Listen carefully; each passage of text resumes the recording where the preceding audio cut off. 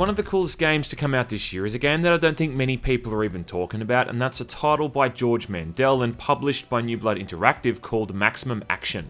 If someone ever put John Woo films, late 90s era video game graphics, and a combination of the gunplay from titles like Max Payne and Fear into one package, well, that package would be Maximum Action.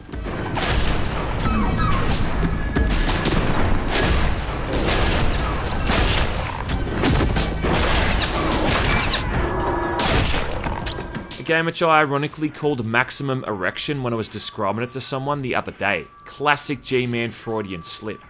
Anyway, I first checked this game out about a year ago or so now, and since then it's had a bunch of new content added in.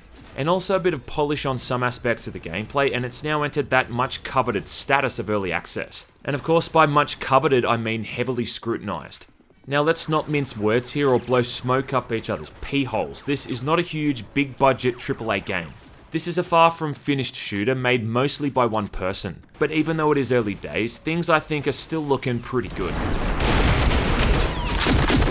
Maximum Action is a first-person shooter, so you run around and aim with the mouse and keyboard. You jump by pressing spacebar, and if you hold down the spacebar button, your character's gonna dive instead of jumping. Pressing shift activates bullet time, and ideally you want to be diving and using bullet time at once, just so you can get the drop on enemies and kill them before they can react. But this ain't going to be a complete cakewalk, because if you mess up, you can die pretty quick.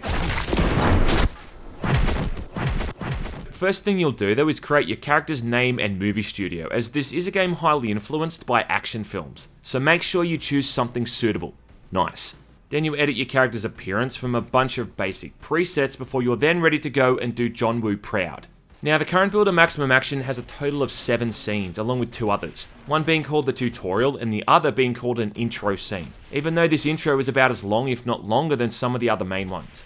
And a few of these are based off or inspired by locations in action movies and will be somewhat recognisable.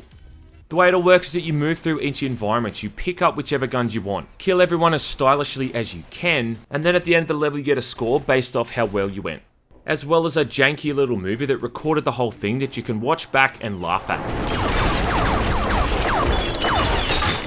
Maximum Action has a whole heap of guns to use too, like a Beretta pistol, Uzi 9mm, AA-12 shotgun, and an RPG. There's just a whole bunch to use. And there's some really neat mechanics to the shooting here which kind of surprised me. Like for instance, if you aim down at the ground and kick, you can use this to quickly get back to your feet or push yourself back into cover.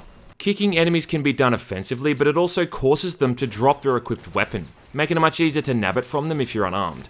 And the right timing for slow motion's gonna negate the fact that you're basically taking on hit scanning enemy types. So if you just run around and shoot things without using all of these features, well, I'm sorry to tell you, but you're kind of playing the game wrong.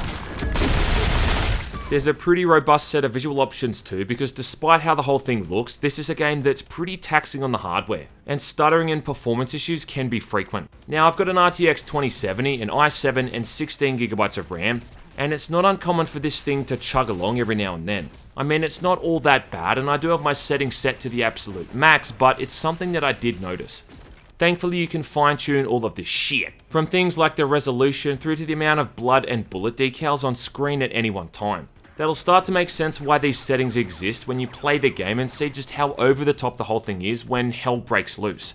Outside of that though, at its core, this is really just a fun little shooter.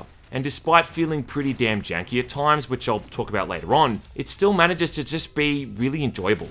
The punchy sound effects combined with the cheesy music and the over-the-top violence just makes it feel very silly but satisfying all at once.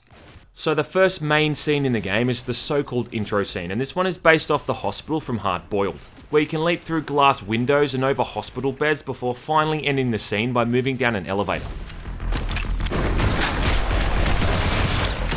The first proper scene though is again another location from Hard Boiled, which I think everyone starts off by kicking this poor asshole out of the window. At the end of the scene you encounter a character from the film, the enigmatic Mad Dog, who comes equipped with his eye patch and the same grenade launcher assault rifle combo, though he's pretty easy to kill. Scene 2 is up next, and it's probably one of my favourite scenes in the entire game. Now this one is short and sweet, and it takes place in some streets that look very Chinatown inspired. You start the level off with a silenced pistol, but you get your hands on the shotgun, MP5 and some Berettas as well. The next scene is probably one of the most RNG dependent scenes in the entire game. Now, I've had times playing this one where I've pulled off the type of shit that's given me an instant erection, but then other times where I've been gunned down in the second or third room because I just couldn't find my groove. So it's all set in a Chinese restaurant, and the first few bit of it's are pretty unassuming, but once you get to this boardroom looking part is when shit kicks off. Here you can jump through this window, in slow motion of course, to the floor below, landing on this giant banquet table, firing at nearby enemies as you're slowly succumbing to gravity. Then you're ambushed by guys wielding laser-sighted MP5s, before taking on another 3 enemies guarding the exit. Now, the random nature of this scene is a bit of a double-edged sword, but it does kind of highlight what I think is so great about Maximum Action. And that's how you can replay these scenes over and over, pick up different weapons, try different routes, and each time it's always going to play out differently.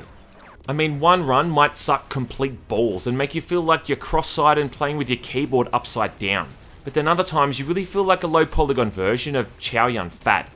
A similar thing happens again in the next scene, scene 4. Now, in this one you're in some kind of jungle, and at one point you're in this opened up section against guys with RPGs. Spoiler alert, the RPGs fuck you up in this game. And if you're unlucky enough to ever catch a rocket to the face, well, it's curtains pretty much instantly. Anyway, once you get past these guys, the level's straightforward and not too tough. There's an LMG towards the end, which is really fun to use, and it lets you shred through the last group of bad guys like they're made out of toilet paper. I think scene 5 is awesome too. Now, this one has a Wild West vibe and is set exclusively in a saloon. A little bit of advice too, don't dual wield the revolvers, because if you do, you can't fan them like you're some kind of spaghetti western badass. The only problem I think with fanning the revolver is that it often blocks your field of view because of some of the wonky animations. But damn son, fanning this bad boy just feels super cool.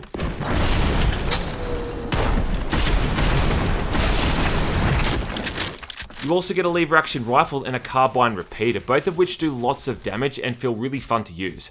In fact, dual wielding Carbine Repeaters I think is some of the most fun you're gonna have in this game, period. It's dope, just look at it. This is a great scene too because it really shows how the gunplay still translates regardless of what kind of weapon loadout you're using. Slow firing repeaters and revolvers are still as fun as pistols and automatic rifles. Scene 6 is some GoldenEye 64 shit where you're moving through this Russian looking facility, taking out guys wearing balaclavas who wield AK-47s, along with them having the ability to throw grenades at you. If you're an alpha male like me though, you'll be able to shoot the grenades in mid-air, schwacking these guys before they even realise what's hit them. This scene is also easily the longest out of the entire roster and can be pretty tough too. But it's also I think one of the better ones with a really good flow and some fun guns like the AK-47 to play around with. And then finally we get to the last scene in the current build of the game, the rooftop, and I think another really good one. This one you start off in some kind of office building, taking out a couple of guys before a goddamn chopper comes out of nowhere and starts strafing the building. After you take this thing out, there's another couple of enemies to deal with before you're on the rooftop against another chopper along with some more basic enemies too. I don't know if this whole level is supposed to be inspired by the rooftop scene in The Matrix, but that's the vibe that I got. Anyway, next you're moving up a ramp before you're ambushed by 2 more choppers at the same time. And then finally you leap through a giant skylight and take out half a dozen bad guys like a total Chad. The worst part about this level though is that it's the last one to play through, but at least now you can spend your time dicking around in endless mode or have a crack at the scene creator. At this point what I did was I replayed all of the old scenes with the sandbox cheat, which let me spawn in whatever guns or items I wanted to use. Endless mode I think is pretty good though, even if it's clearly in a highly unfinished state. This one's pretty simple, you just choose a map and then a bunch of enemies just keep spawning in, becoming increasingly tougher in numbers. You're able to choose whatever kind of loadout you want to make it easier or harder, and some of the maps include areas like the dojo and the lobby from the first Matrix film, along with a more basic white arena that feels like it's still a work in progress. Oh, and there's also another Wild West themed map with the canyon.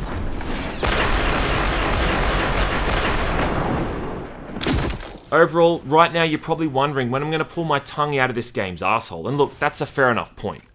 The main thing is, like I said earlier, is that the game is janky. It is super janky. If you can believe it though, it's somehow less janky than what it used to be since recent patches, but I've got to say that's been part of its appeal to an extent. I don't think the game's ever going to be to the point where it's completely jankless, if that's even a word. I mean, it's a game being developed mostly by a single guy, so there's always going to be a sense of clunkiness to how the whole thing plays and feels. No better example of this I think is during those end of level replays, where you get to watch yourself from a third person perspective running around and killing shit. And from this angle, it does look like you're playing almost an outright broken game.